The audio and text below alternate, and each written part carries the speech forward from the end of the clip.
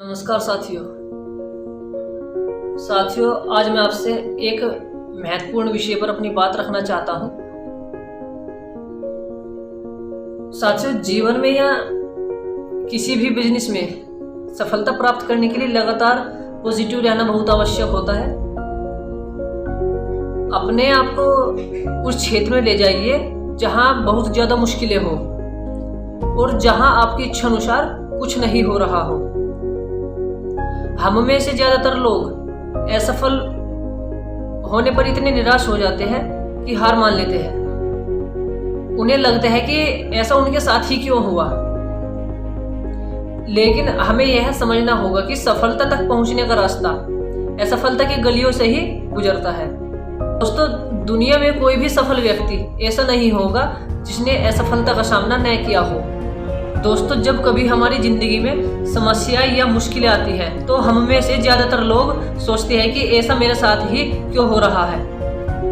यही सोच धीरे धीरे हमारे अंदर घोर निराशा पैदा करके हमारी जिंदगी को एक बोझ बना सकती है। दोस्तों, ऐसे में जरूरत है कि हम खुद पर भरोसा रखें और अपनी पूरी ताकत के साथ उनका मुकाबला करें, और ऐसा तब तक करते रहे जब तक हम उन पर विजय हासिल ना कर लें। आप सोचेंगे कि यह असंभव है, लेकिन विश्वास मानिए, जिंदगी में कुछ भी असंभव नहीं है। तो दोस्तों, मैं आपसे यही कहना चाहता हूँ कि हौसला हो तो क्या नहीं पाया जा सकता।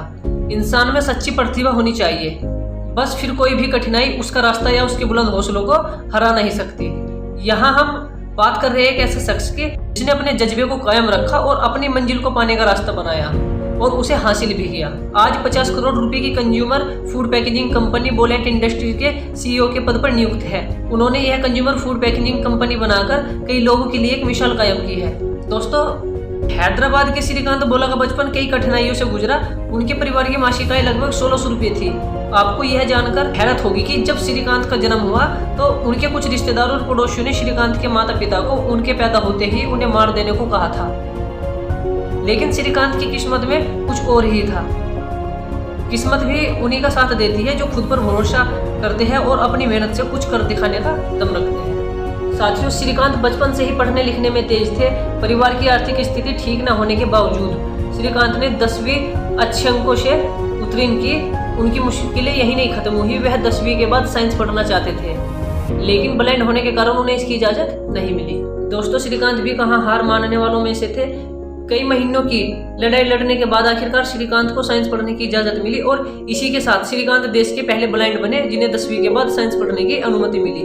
इसके बाद श्रीकांत ने दोबारा पीछे मुड़कर नहीं देखा। इसी के साथ ही श्रीकांत देश के पहले ऐसे ब्लाइंड स्टूडेंट बने जिन्होंने MIT से शिक्षा प्राप्त की।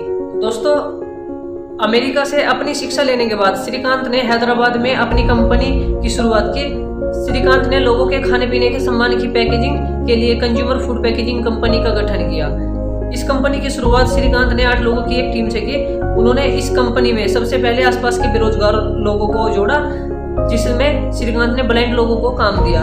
तो इसी के साथ दोस्तों, मैं आपसे बता दूं कि आज श्रीकांत की कंपनी के तेलंगाना और हैदराबाद में 4 प्लांट है, जिसमें हजारों की संख्या में कर्मचारी कार्यरत है। दोस्तों, श्रीकांत कहते हैं कि जब सारी दुनिया उनसे कहती थी कि वह कुछ नहीं कर सकते, तो वह उनसे कहते थे कि वह सब कुछ कर सकते हैं। आज जिस मुकाम पर श्रीकांत है, उन्होंने अपनी इस बात को साकार भी कर दिखाया। श्रीकांत कहते हैं कि अगर आपको अपनी जिंदगी की जंग जीतनी है तो सबसे बुरे समय में धैर्य बनाकर रखने में सफलता जरूर मिलती है। तो दोस्तों, मैं आपसे यही कहना चाहूँगा कि जैसे श्रीकांत बोला ने हिम्मत नहीं आ रही। दोस्तों, हम में से ज्यादातर लोग असफल होने पर इतने निराश हो जाते हैं कि हार मान लेते हैं। उन्हें लगता है कि ऐसा उन्हीं के साथ हुआ है, लेकिन हमें सफलता तक पहुंचने का रास्ता असफलता की गलियों से ही गुजरता है। दुनिया में कोई भी सफल व्यक्ति ऐसा नहीं होगा जिसने असफलता का सामना ना किया हो। तो दोस्तों, कभी भी हमारी जिंदगी में ऐसी परिस्थिति आए तो हमें उन्हें देखकर घबराना नहीं। कितनी भी मुसीबतें आए, हमेशा उन्हें चीरते हुए आगे बढ़ना है, तभी हम जिंदगी की जंग जीत सकते हैं। धन्यवाद दोस्तों।